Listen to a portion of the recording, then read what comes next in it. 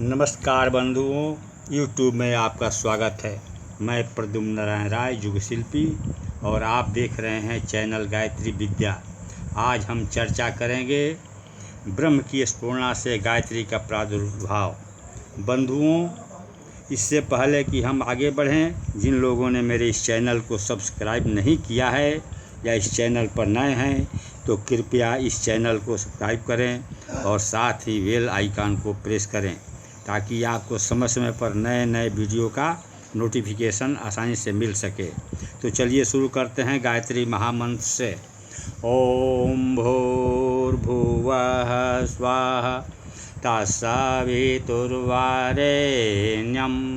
भर्गो देवस्य धीमहि धियो यो नः प्रचोदयात्।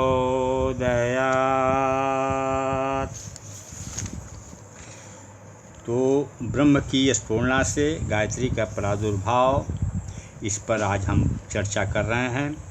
परमात्म तत्व ब्रह्म से यह सब कुछ उत्पन्न हुआ। सृष्टि उत्पन्न करने का विचार उठते ही ब्रह्मा में एक स्फुरना उत्पन्न हुई जिसका नाम है शक्ति। शक्ति के द्वारा दो प्रकार की सृष्टि उत्पन्न हुई, पहला जड़, दूसरा चैतन्य।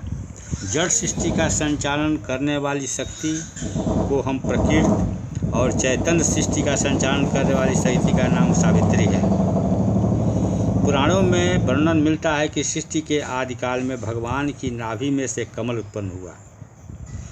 कमल के पुष्प में से ब्रह्मा हुए, ब्रह्मा से सावित्री हुई, सावित्री और ब्रह्मा के संयोग से चारों वेद उत्पन्न हुए। वेद से समस्त प्रकार के ज्ञानों का उद्भव हुआ। उसके बाद ब्रह्मा जी ने पंच भौतिक सृष्टि की रचना की।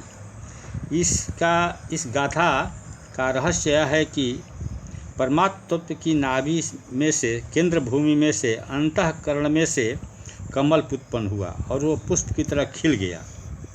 श्रुति ने कहा है कि सृष्टि के आरंभ में परमात्मा की इच्छा हुई कि एको अहम बहुश्याम, मैं एक से बहुत हो जाऊं। यह उसकी इच्छा स्फुरना नाभि देश में से निकलकर उत्पन्न हुई, अर्थात कमल की लतिका उत्पन्न हुई और उसकी कली खिल गई। इस कमल पुष्प पर ब्रह्मा उत्पन्न होते हैं। ये ब्रह्मा सृष्टि निर्माण की त्रिदेव शक्ति का प्रथम अंश है। आगे चलकर यह त्रिदेवी शक्ति उत्पत्ति, स्थिति और नाश का कार्य करती हुई ब्रह्मा, विष्णु, महेश के रूप में दृष्टिगोचर होती हैं। आरंभ में कमल के पुष्प पर केवल ब्रह्मा जी ही प्रकट होते हैं, क्योंकि सर्वप्रथम उत्पन्न करने वाली शक्ति की आवश्यकता हुई। अब ब्रह्मा जी का कार्य आरंभ होता है। उन्होंने दो प्रकार की सृष्टि उत्पन्न की, एक चैतन्य, दूसरी जड़। चैतन्य शक्ति के अंतर्गत सभी जीव आ जाते हैं, जिनमें इच्छा, अनुभूत, अंग भावना पाई जाती है। चैतन्य की एक स्वतंत्र सृष्टि है जिसे विश्व का प्राणमय कोश कहते हैं। निखिल विश्व में एक चैतन्य तत्व भरा हुआ है जिसे प्राण नाम से पुकारा जाता है। विचार, संकल्प, भाव, इस प्राण तत्व के तीन वर्ग हैं और सत्य, रज, तम, यह तीन इसके वर्ण हैं। इन्हीं तत्वों को लेकर आत्माओं के स्थूल, सूक्ष्म और कारण शरीर बनते हैं। सभी प्रकार के प्राणी इसी प्राण तत्व से चैतन्यता एवं जीवन सत्ता प्राप्त करते हैं। जड़ सृष्टि निर्माण के लिए ब्रह्मा जी ने पंचभूतों का निर्माण किया। पृथ्वी, जल, आयु, तेज, आकाश द्वारा विश्व के सभी परमाणुमय पदार्थ बने। ठोस, द्रव्य, गैस, इन्हीं तीन रूपों में प्रकृति के परमाणु अपनी गतिविधि जारी रखते हैं।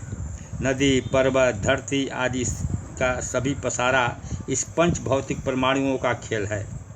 प्राणियों के स्थूल शरीर भी इन्हीं प्रकृति जन पंचतत्वों के बने होते हैं।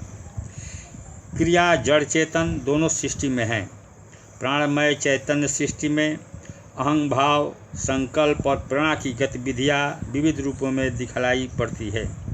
भूतमय जल सृष्टि में शक्ति, हलचल और सत्ता, इन आधारों के द्वारा विविध प्रकार के रंग, रूप, आकार, प्रकार बनते बिगड़ते रहते हैं। जड़ सृष्टि का आधार परमाणु और चैतन्य सृष्टि का आधार संकल्प है। दोनों ही आधार अत्यंत सूक्ष्म और अत्यंत बलशाली हैं। इनका नाश नहीं होता, केवल रूपांतर होता रहता है। जड़ चेतन सृष्टि के निर्माण में ब्रह्मा जी की 2 शक्तियाँ काम कर रही है। कौन कौन? पहला संकल्प शक्ति, परमाणु शक्ति। इन दोनों में प्रथम संकल्प शक्ति की आवश्यकता हुई, क्योंकि बिना उसके चैतन्य का आविर्भाव नहीं होता और बिना चैतन्य के परमाणु का उपयोग किस लिए होता। अचैतन्य सृष्टि तो अपने में अचैतन्य थी, क्योंकि न तो उसको किसी का ज्ञान होता और न इसका कोई उपयोग होता।